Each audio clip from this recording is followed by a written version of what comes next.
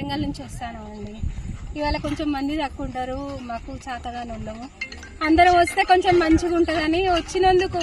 ఏ సౌకర్యాలు లేవండి. ఇన్ని కోట్లు అన్ని కోట్లు పెట్టి మేము అన్ని చేసినాము, ఇది చేసినాము అది చేసినాము. సరే పుణ్యాత్ములు శాంక్షన్ చేసిండ్రు, మంచిగా చేసిండ్రు అంటే అది బాగుంటది.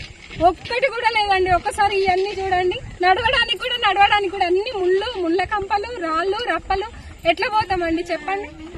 నువ్వు అన్ని చేసినావు, అన్ని చేస్తాను, నేను ఇన్ని శాంక్షన్ చేసిన, అన్ని చేస్తాను అన్నప్పుడు అన్ని చేయాలన్నా వద్దా? ఏది లేదండి. మాకైతే ఏ సౌకర్యం లేదు. 35 కోట్లతోటి చేసినావని ప్రచారం చేసిండ్రు.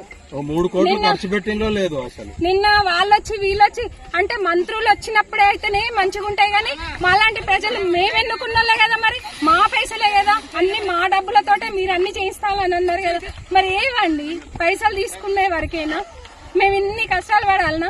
మరి ఎందుకు ఇన్ని ప్రచారాలు చేస్తాను? చెయ్యకండి. ఈ జనాలందరూ ఇక చూడండి ఎంత అవస్థలు పడతానో మేమందరము. మా కోసం పోసుకోవడానిక మీరు ఇన్ని ప్రచారాలు చేసేది? మా డబ్బులు తీసుకొని మీరు బాగుపడదానిక?